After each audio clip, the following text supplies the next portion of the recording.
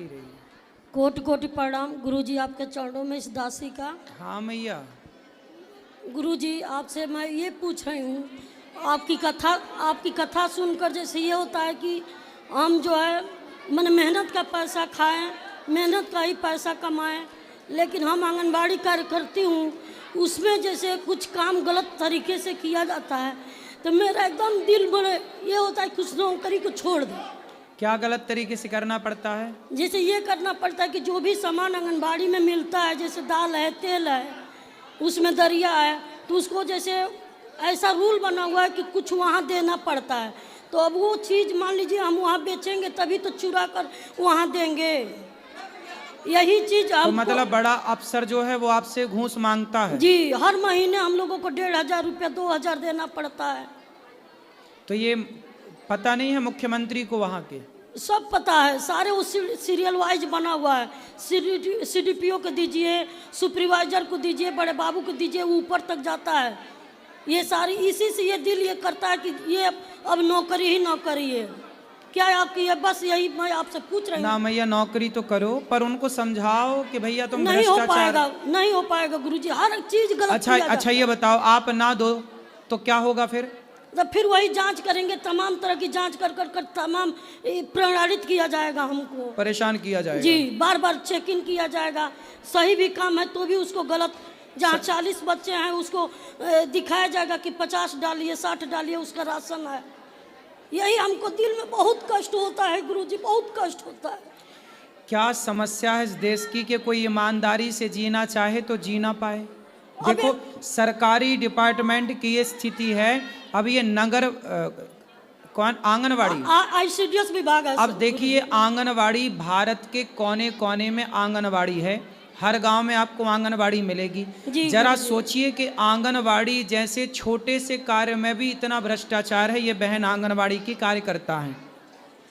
अब सोचिए कि आंगनवाड़ी लेवल के ऊपर महिला के ऊपर इस तरह ये मैया कह रही हैं कि हम आंगनवाड़ी के होकर भी हमें घूस देना पड़ता है।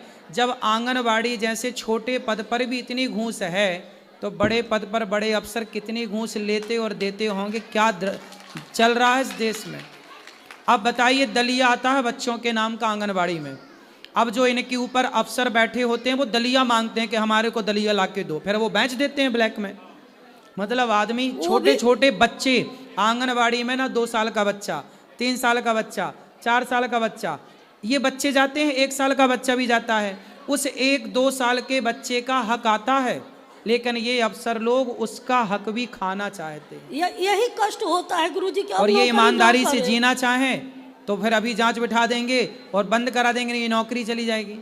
अब यही सोचते हैं कि इसको छोड़कर हम दूसरे काम करें, मेहनत करें, लेकिन वो काम गुरुजी हम लोग करें, एकदम दिल नहीं कर रहा है वो नौकरी करने के लिए।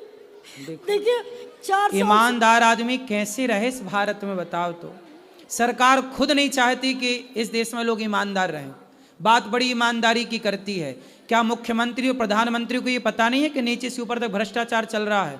फिर क्यों ये बच्चों का दलिया खाने वालों की क्यों नहीं इनकी जो भी उचित कार्यवाही है, दंड है भ्रष्टाचार का, वो करे? क्या जरूरत है भ्रष्टाचार की? ईमानदारी से जियो।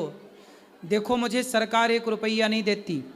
देखो 1 रुपये का बिना सरकार के सहयोग के ईमानदारी से भीख मांग मांग करके ये दास अनिरुद्ध आप सबके भरपेट भोजन की व्यवस्था हो रही है। देखिए सरकार ने अभी इसी वृंदावन में, मैं बताऊं, इसी वृंदावन में सरकार ने अन्न क्षेत्र खोला था 1 साल पहले।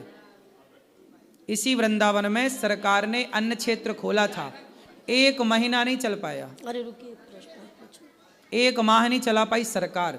सोचिए इतनी बड़ी सरकार, इतना बड़ा पद, इतना बड़ा पैसा, और 1 माह उनका अन्न क्षेत्र नहीं चला। और चला भी जितने दिन तो चावल कैसा, दाल कैसी, पता ही नहीं, दाल का पानी पानी। सरकारी काम है। देखिए सरकार इतना बड़ा शासन करती हुए इतना सा काम ना कर पाई, लेकिन इतना सा अनिरुद्धाचार्य, इतना सा सरकार के आगे तो कण हो ना, फिर भी देखो वर्षों से सेवाएं चल रही हैं कि नहीं।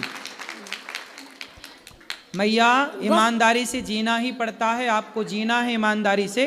आप मना करो सबको, बोले हम बेईमानी नहीं करेंगे, बच्चों का हक नहीं देंगे। गुरु जी बस मैं आपके दीक्षा ली हूँ, 1 हफ्ते से यहाँ आई हूँ, पोथी पाठ करवाई हूँ। 100 रुपये डेली अपने दुकान से निकालती थी, जिसको जुगाड़ कर कर यहाँ लाकर पोथी पाठ करवाई हूँ। सुनती थी टीवी में तो आकर करवाई हूँ। अब दिल नहीं कर रहा है, अब नहीं करेगी लोग की, अब दीक्षा ले ली हूँ, अब ये गलत काम अब नहीं करूँगी गुरु जी, बस सब नौकरी छोड़ दूँगी गुरु जी, अब नहीं करूँगी।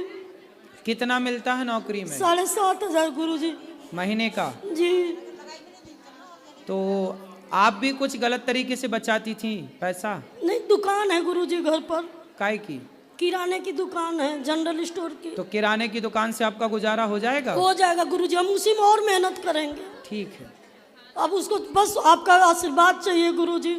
आपसे एक प्रश्न और पूछ रही हूँ कि जैसे दीक्षा ली हूँ तो जो 11 माला आप कह रहे हैं करने के लिए, तो अगर मान लीजिए हम ना उसको सुबह कर पाए, कोई बात नहीं, दोपहर को शाम को चलते फिरते श्रीमन्नारायण। आप तो ये कह देना कि ये दुकान भगवान श्रीमन्नारायण की है, हम उनकी नौकरानी जैसे अभी तक तुमने आंगनबाड़ी में सरकार की नौकर बन के काम की हो, अब भगवान की नौकर बन के काम करना। जी गुरु जी, जी गुरु जी, कोटि कोटि प्रणाम गुरु जी आपके चरणों में। खुश रहिए।